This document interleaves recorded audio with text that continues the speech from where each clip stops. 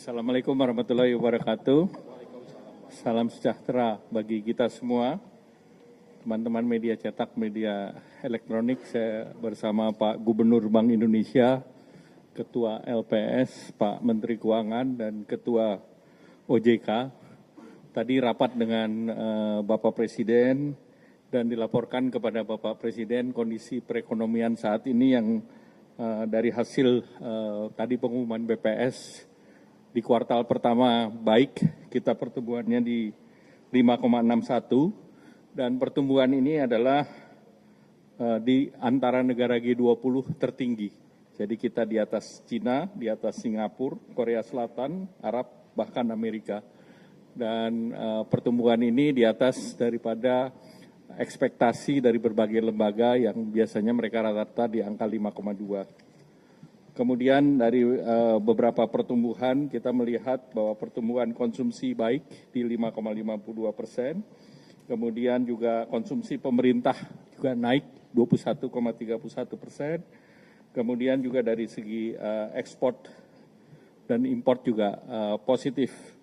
Dari segi lapangan usaha, sektor industri, sektor perdagangan, sektor administrasi pemerintahan, jasa lainnya, dan juga transportasi pergudangan, pertanian, dan konstruksi juga berjalan dengan baik.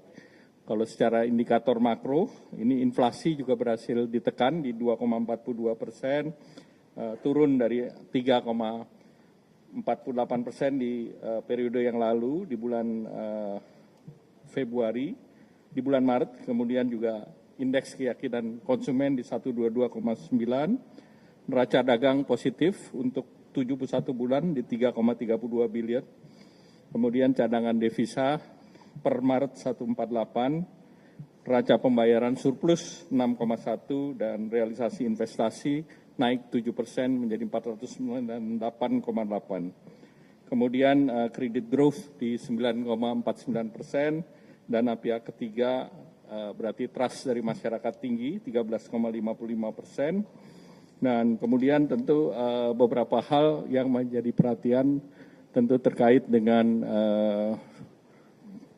Bapak Presiden melihat terkait dengan capital outflow, dan capital outflow tadi didalami bahwa disebabkan oleh pasar modal, kedua SBN, dan ketiga dinetralisasi oleh SRBI.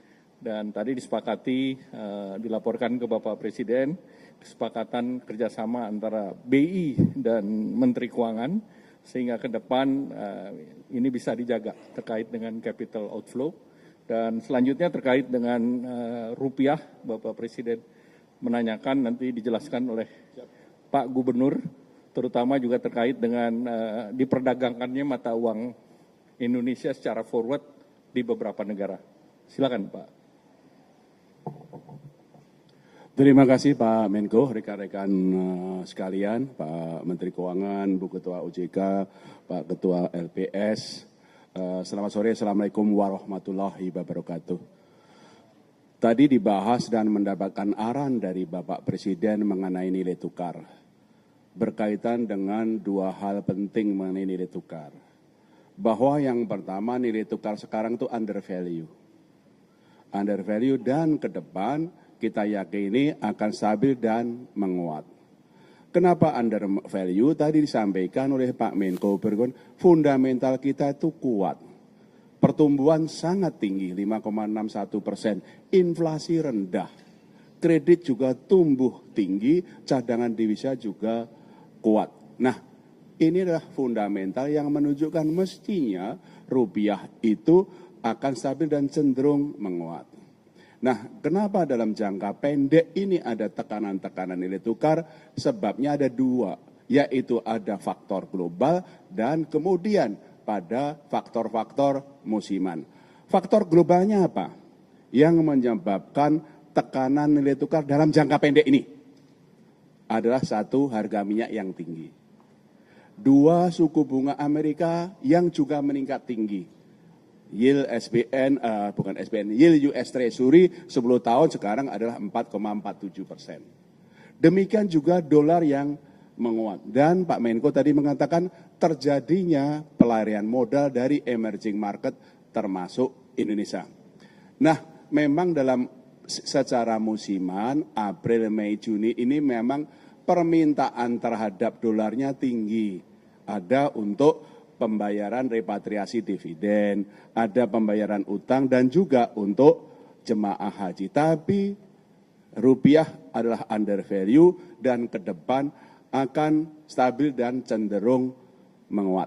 Itu nomor satu. Nomor dua, ya, kami melaporkan kepada Pak Presiden dan Pak Presiden merestui dan kemudian memberikan suatu penguatan 7 langkah penting yang ditempuh Bang Nisa. Untuk membuat rupiah kuat, membuat rupiah itu stabil ke depan. 7 langkah pentingnya yang tadi kami laporkan apa? 1, kami akan terus melakukan intervensi secara tunai dan domestic non-delivery di dalam negeri dan juga non-delivery forward NDF di pasar luar negeri, di Hong Kong, di Singapura, di London, di New York. Kami terus akan melakukan intervensi untuk menstabilkan rupiah baik di dalam negeri maupun dari luar negeri. Cadangan devisa kami lebih dari cukup untuk melakukan stabilisasi nilai tukar rupiah itu. Yang kedua, tadi Pak Menko sudah menyebutkan, karena sementara ini SBN itu keluar, kemudian saham, meskipun dalam minggu-minggu terakhir hasil koordinasi dengan Pak Menteri Keuangan sudah mulai inflow, tapi year to date masih outflow. Sementara saham terjadi outflow, sehingga kami bersepakat untuk sementara ini SRBI dibuat perlu inflow. Sehingga inflow-nya SRBI bisa mencukupi outflow-nya SBN dan saham, itu koordinasi kami dengan Pak Menteri Keuangan, sehingga betul-betul menjaga inflow-nya dari portfolio asing itu masih year to date-nya masih terjadi inflow dan itu memperkuat nilai tukar rupiah. Nomor 3, ini juga koordinasi dengan Pak Menteri Keuangan, BI akan terus membeli SBN dari pasar sekunder. Ini koordinasi sudah awal tahun koordinasi dan kita lakukan. Kami sudah membeli SBN dari pasar sekunder year to date adalah 123,1 triliun rupiah dan kami akan melakukan koordinasi termasuk nanti Pak Menteri Keuangan bisa melakukan masalah buyback dan segala macam. Koordinasi sangat erat antara fiskal dan moneter. Kemudian yang keempat, kami juga dengan Pak Menteri Keuangan menjaga likuiditas di perbankan dan pasaran lebih dari cukup, yaitu terindikasi dari pertumbuhan uang primer yang selalu double digit. Di terakhir itu pertumbuhan uang primernya adalah 14,1%. Nomor 5, yaitu adalah yang kami sudah keluarkan adalah pembatasan pembelian dolar di pasar domestik tanpa underlying. Yang dulunya 100.000 dolar per orang per bulan, kita turunkan 50.000 dolar per orang per bulan. Itu yang kami langsung koordinasi dengan KSSK untuk penguatan, termasuk di dalam negeri itu adalah pasar yuan, Chinese yuan dengan rupiah sudah berkembang di dalam negeri. Karena lokal currency kita dengan Cina sama yuan, Cina sama rupiah itu sangat tinggi dan sekarang sudah mulai terbentuk pasar domestik yuan sama rupiah termasuk ini local currency sehingga itu mengurangi atau melakukan diversifikasi dari dolar sehingga itu bisa memperkuat. Nomor 6 adalah penguatan untuk pasar intervensi kami di offshore non-delivery forward. Supaya kita lebih mampu mengendalikan perkembangan nilai tukar di offshore, di luar negeri. Selain intervensi yang terus kami lakukan, kami juga membolehkan bank-bank domestik untuk ikut jualan offshore NDF di luar negeri. Sehingga pasokannya lebih banyak, sehingga itu akan memperkuat stabilisasi dari nilai tukar rupiah. Nomor berapa? 6 ya.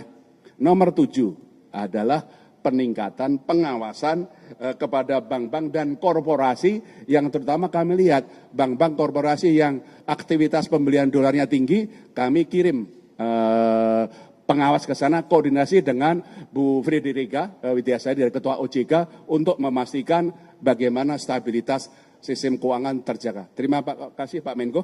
25.000. Ya. yang tadi pembatasan pembelian dolar yang sudah kami turunkan dari 100.000 menjadi 50.000, kami persiapkan, kami akan turunkan lagi menjadi 25.000 sehingga pembelian dolar sampai dengan atau di atas 25.000 itu harus pakai underlying. Ya, itu yang kami akan perkuat, ini akan kami perkuat dalam negeri. Pak Menko sudah cukup? Oke, berarti yang lain. Silakan Pak Menteri Keuangan. Terima kasih Pak Menko. Saya sedikit aja, nggak 10 kayak Pak Gub tadi, 2 aja, 10 Pak. 7. Saya 2 aja mungkin. Yang pertama dari angka pertumbuhan ekonomi tadi yang keluar hari ini 5,61, itu kita diskusikan dengan Bapak Presiden bahwa kita memang sudah bisa membalik arah ekonomi. Dulu kan sebelumnya 5,39, sekarang 5,61. Dibanding sebelum-sebelumnya 5 atau di bawah 5 sedikit kan. Jadi ekonomi kita sedang mengalami akselerasi. Itu yang tidak disadari banyak orang sehingga orang agak takut dan keluar dari pasar modal. Kan saya kemarin bilang serok aja. Kalau mereka ikut mesti nanti ke depan akan untung banyak. Tapi jelas ekonomi sedang menuju pertumbuhan akan yang lebih cepat. Dan akan kita jaga untuk ruang kedua dengan berbagai kebijakan, koordinasi dengan Bank Sentral juga menjaga sistem kondisi likuiditas, dan juga kita akan memberikan stimulus tambahan ya Pak Menko ya ke perekonomian yang nggak lama lagi akan diumumkan, ya mungkin 1 Juni akan mulai jalan. Yang kedua untuk memperkuat nilai tukar, kami juga akan menerbitkan bond dalam Panda Bond di Cina dengan bunga yang lebih rendah sehingga kita tidak tergantung terlalu banyak ke dolar lagi. Jadi diversifikasi kita akan lebih baik lagi ke depan. Jadi prospek kita bagus, teman-teman semua nggak usah takut. Tadi Pak Presiden juga bilang sama saya, suruh sampaikan pesan bahwa uang saya cukup, duitnya banyak, jadi Anda nggak usah takut. Terima kasih Pak.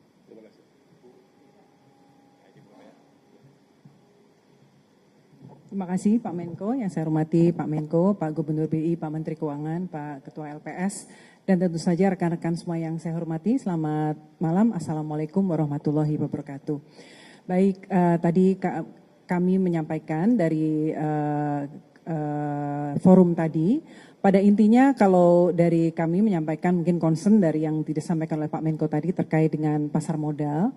Dapat kami sampaikan kalau teman-teman lihat terjadi outflow ya, karena memang saat ini kondisi dari faktor geopolitik dan geoekonomi secara global, di mana tentu kalau dari the Fed higher for longer, makanya pada outflow. Namun selama kita yakini fundamental kita baik ya, kita harapkan ini akan bisa berbalik.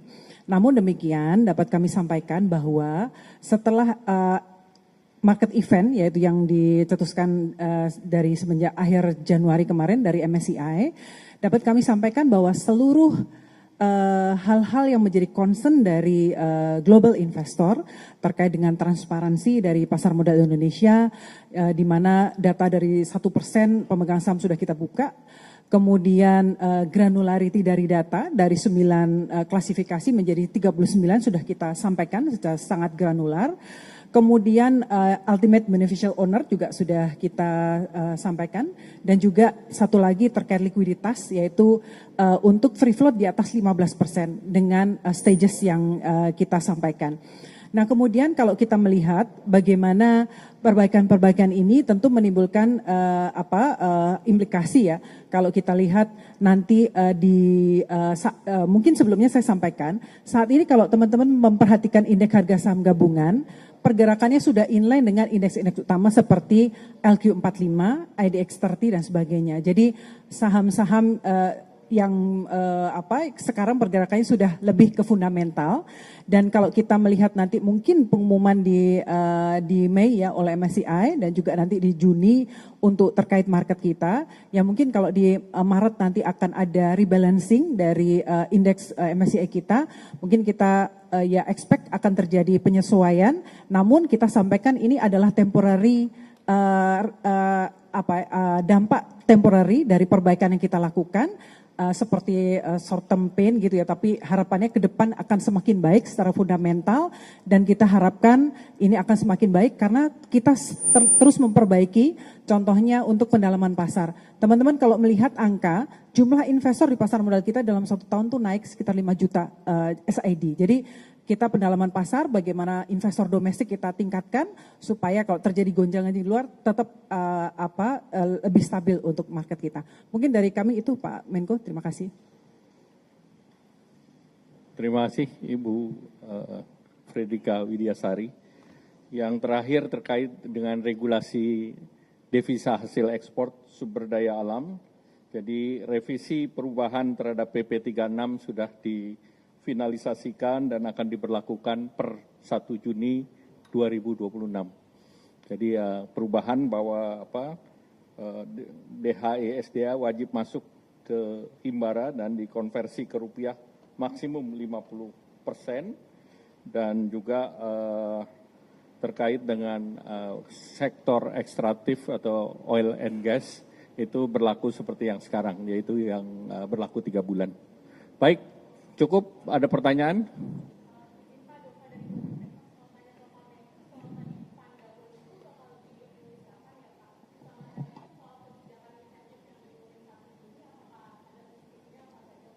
Nanti sesudah matang nanti kita umumkan. Lagi digoreng dulu. Cukup ya?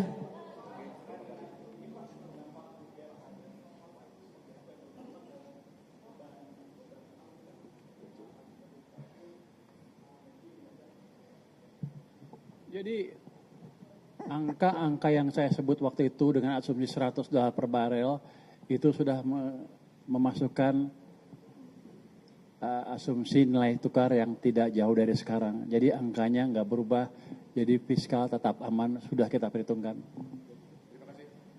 Baik, terima kasih. Wassalamualaikum warahmatullahi wabarakatuh. Terima kasih.